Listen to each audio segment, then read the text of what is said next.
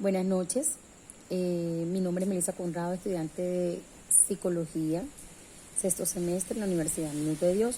Mi grupo está conformado por Dianis Coronado, Denis Stúa, Daniel Vergara, Angélica de la Hoz, Jennifer Gordón y mi nombre es Melissa Conrado.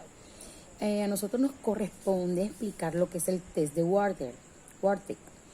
Este test está conformado por 8 cuadritos en cierta forma y en algunos casos hasta 16, en el cual dentro de las instrucciones está que la persona debe dibujar en el orden que lo desee, completando las figuras en cada cuadro. Los dibujos no son obligados, no son impuestos, es de la persona, es de la propia persona.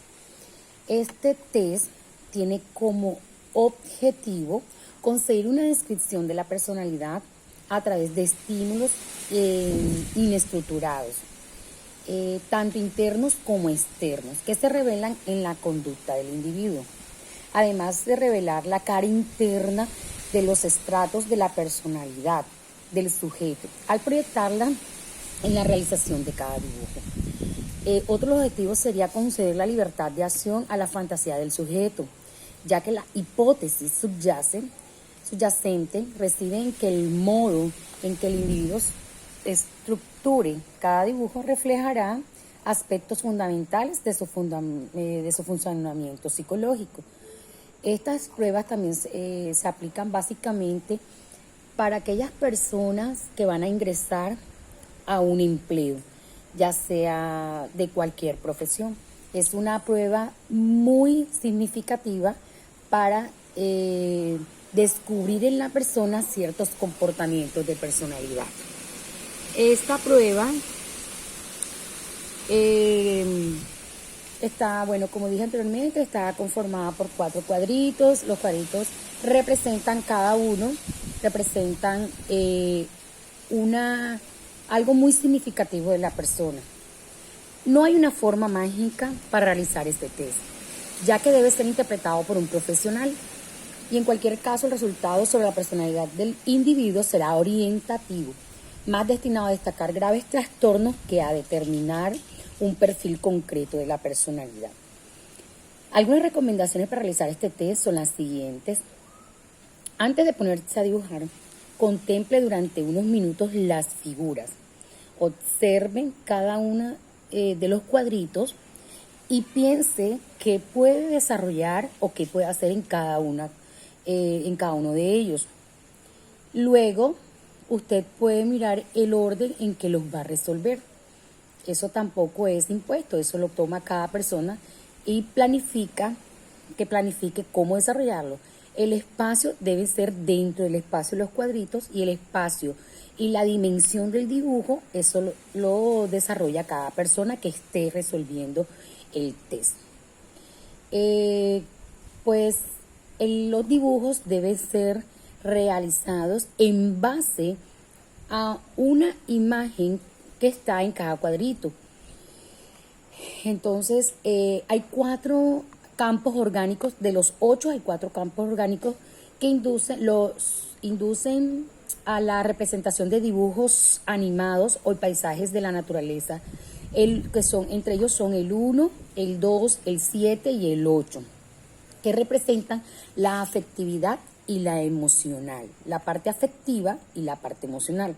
Los otros 4 campos, que son el 3, el 4, el 5 y el 6, son campos inorgánicos que inducen a la representación de dibujos inanimados u objetos. Cada uno de estos campos tiene un concepto, cada uno de estos campos tiene una particularidad que permite al evaluando o al especialista o la persona especializada para evaluar, para hacer aplicar este tipo de test, descubrir en esa persona las capacidades que tiene para desempeñar una actividad. Entonces, el primer cuadro representa el concepto como la persona se ve a sí misma en relación con lo exterior. Se puede dibujar lo que se quiere, pero teniendo en cuenta que repintar el estímulo o agrandarlo significa una tendencia hacia la histeria, y la necesidad de llamar la atención. Entonces ya tenemos claro que el cuadro número 1 representa lo que es el autoconcepto. El cuadro número 2 representa lo que es la afectividad y la parte emocional. Se considera positivo dibujar rostros o personas, cosas de la naturaleza como pájaros u otros animales. Si se dibuja un animal, se deberá tener en cuenta qué animal, puesto que nos representa en nuestras relaciones con los demás. Por ejemplo, debemos evitar de dibujar lobos, leones o animales que no son dentro del común o son dentro del reino animal, no sean tan agresivos, ¿cierto? Entonces, siempre debemos tener en cuenta qué tipo de animal puede dibujar la persona. Ojo, debemos tener en cuenta en el rostro lo que son las cejas, los bigotes, el pelo, las ondas, lo que son nubes, los pájaros, paisajes naturales y personas. En el cuadro número 3 es el campo de las metas, los objetivos y la proyección de la vida. Pues en este campo es muy significativo dibujar escaleras que terminan en plataforma, indica conformidad con el objetivo. Si de pronto la persona hace el dibujo y luego lo tacha y se nota, tiene una tendencia a sentirse estancado. Las líneas deben ser en crecimiento, prolongadas, y esto es muy significativo para la persona. Entonces, los ejemplos adecuados serían escaleras, barras de estadísticas, hilera de árboles, casas con tejados. Los inadecuados serían edificios irregulares, marcadas como hacia abajo. Entonces siempre debemos tener en cuenta eso. Bueno, en el cuadro número 4 es el cuadro de los contenidos inconscientes, es decir, cómo nos comportamos frente a nuestras represiones, a nuestras ansiedades. Algunas cosas que deben considerarse en la resolución de este cuadro son los siguientes.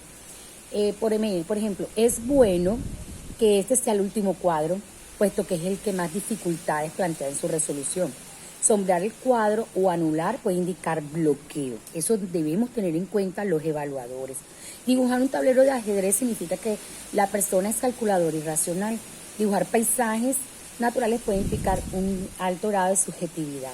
Entonces, algunos ejemplos muy adecuados para este cuadro en específico, para este cuadro serían abstracciones simétricas, ventanas, dados, tableros de ajedrez.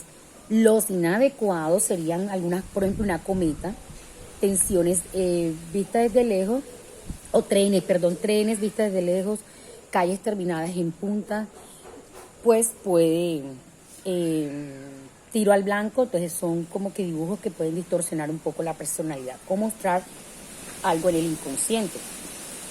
En el campo número 5 representa el control de los impulsos y la energía vital. Se considera positivo equilibrar el dibujo hacia la derecha, puesto que representa dinamismo y tendencia a la actividad. Si lo hace hacia la izquierda, entonces significaría que la persona es un poco pasiva. Entonces, ejemplos adecuados: una pala, un martillo, con un helado, una espada. ¿Qué sería algo inadecuado? Un foco de luz, la letra T, algún techo, alguna antena, que de pronto no tiene mucho significado en la vida de la persona. Entonces, el campo número 6 representa el raciocinio. Se considera positivo integrar las dos líneas dentro de un mismo dibujo. En vez de hacer dos figuras independientes, la integración da muestra de equilibrio y coherencia. ¿Cuáles son los ejemplos adecuados en este campo? Casas, carros, un televisor, unas figuras geométricas, ventanas, marco de un cuadro. Los dibujos inadecuados en este caso serían dibujos irregulares, objetos abiertos, una cruz, una horca o objetos que significan madurez y equilibrio, o objetos que estén separados e inconexos. Es decir, si las dos líneas no se conectan, entonces se refleja algo de personalidad negativa. En el campo número 7 puede representar la madurez sexual, pero sobre todo se va a prestar atención a las relaciones interpersonales en el trabajo. Se debe tener en cuenta que representar el estímulo indica respeto y calidad en las relaciones interpersonales. Por el contrario, si se repinta o colorea, puede significar inmadurez. Es decir, no solamente la parte sexual es lo íntimo, sino que también refleja la conexión o la relación interpersonal que yo tenga con mis compañeros de trabajo. Eso es muy importante tenerlo en cuenta en este campo. ¿Cuáles son los ejemplos adecuados para aquí? Adornos, flores, frutas, huellas de hormigas. Sí, si vemos estos elementos que yo estoy utilizando, son formas de un presente. Cuando nosotros queremos regalarle algo a alguien, ¿qué empezamos? En flores, pensamos en un adorno que cuando esa persona lo vea se acuerde de nosotros, en una fruta, ¿cierto? Porque eso simboliza como la alegría del alma y conlleva una buena relación interpersonal. Algo inadecuado sería una llanta de un coche, un tren, un huevo, una nariz, una pelota. De pronto nos pensamos, sí, ¿qué sentido tiene dibujar una nariz, una pelota? Sí, ¿cierto? Entonces, eso debemos tener en cuenta, que también los objetos pesados demuestran o significan algo negativo de la persona, en el caso de que alguien dibuje un objeto pesado en este campo, que es el número 7. El campo número 8 representa el ámbito laboral, propiamente dicho. También representa la figura paterna, la autoridad. Si lo dibujado está por debajo, indica sumisión y pasividad. Si lo dibujado está por encima, significa alto nivel de crítica y las dificultades para asumir las normas. La mejor opción es equilibrar el dibujo, representando cosas tanto por debajo que por encima. ¿Cuáles cosas adecuadas? Un sombrero, un paraguas, una sombrilla, un arco iris, son cosas que bueno. Pero si dibujo un casco, un objeto cerrado, un portón, sería un poco inadecuado y entonces nos tocaría investigar, consultar qué se está afectando en la figura paterna o en el ámbito laboral de esta persona. Otras cosas para tener en cuenta: si se sigue el orden, esto representa una fuerte tendencia a lo metódico, a la parte organizacional de la persona. Si no se sigue el orden, el primer cuadro que se dibuja debe ser el preferido y por lo tanto marcará la tendencia del individuo. Eso también nos sirve a nosotros para ver también o analizar un poco las inteligencias múltiples. En el campo número 2, entonces la persona, por lo menos, si dibuja el primer cuadro, es la tendencia del individuo. Si dibuja el campo número 2, la persona es extrovertida, buena para contactos, venta, atención al público. Si la persona dibuja el campo número 3, es una persona con mucha persistencia, ambición, capacidad de liderazgo, una persona líder. Campo número 4, tiene poca racionalidad. En el campo número 5, productiva y dinámica. Si dibuja el campo número 6, de primero, siente deseos de realización intelectual. Si dibuja el campo número 7, tiene deseos es una persona con mucha sensibilidad y empatía, una persona altruista, se rige mucho en ella. Y si dibuja de primero el campo número 8, es una necesidad de protección, lo que hablábamos ahorita, que recordemos que el campo número 8 se refiere mucho a lo que son representa la figura de paternidad. Entonces, si esta persona dibuja primeramente este campo, entonces estamos enseguida automáticamente pensando de que necesita autoridad en su vida, un poco. Entonces, bueno, el campo en el que se termina indica que lo más difícil nos resulta, que ya hemos hecho antes o hemos dicho, terminar con el 4 representa la frustración y la ansiedad. O sea que así como tenemos en cuenta el inicio, el final de los cuadros también se tiene muy en cuenta. Sin embargo, es muy representativo que si se termina con el número 4, esta persona sufre de ansiedad. O sea, puede tener algunos rasgos de frustración y debemos tenerlo muy en cuenta a la hora de seleccionar el personal.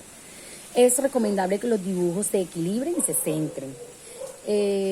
Pues se centren, no se salgan del espacio, se mantengan las indicaciones dadas.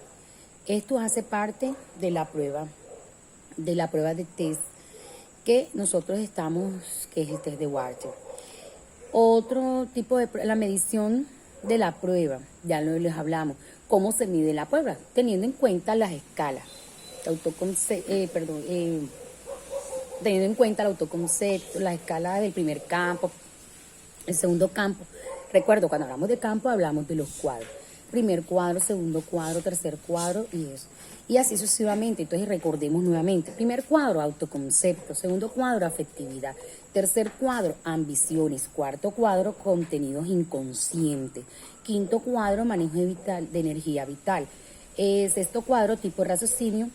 Séptimo cuadro, aptitud. Séptimo cuadro, actitud interpersonal en el área laboral. Octavo, capacidad para comprometerse con las normas. En esto no tenemos en cuenta las preguntas, sino que se tiene en cuenta el tipo de dibujo. Esto aquí ya es más gráfico, es decir, teniendo en cuenta qué tipo de dibujo se representa o desarrolla la persona a la que se le está aplicando el test, qué tipo de dibujo realiza, entonces es que se hace la evaluación. Ya ahorita expliqué de forma general cuáles podrían ser los posibles dibujos o los dibujos correctos en cada campo. Expliqué cada campo, entonces espero que esta explicación con respecto al cuadro de variables de medición pues sea de buen gusto y tenga una buena base para que usted entienda lo que es el test de Warner. Los tipos de pruebas, quiero aclarar algo, quiero recordar algo. Estas pruebas psicológicas son muy subjetivas. Algunos opinan que es un test obsoleto, pero es tan importante porque nos permite evaluar la capacidad resolutiva, la capacidad creativa, organizacional y también descarta algunos problemas de personalidad, como lo son la persona paranoide, esquizoide, entre otros. Entonces es importante. El profesional evalúa la madurez y creatividad en los trazos, el equilibrio de la persona, con el objeto de evaluar la personalidad de esta. Entonces fíjense qué tan importante es los tipos de prueba o lo que se evalúa en este cuadro de mediciones o en este test, ¿verdad? Entonces, bueno, muchas gracias. Espero esté claro lo que es la explicación. Buenas noches.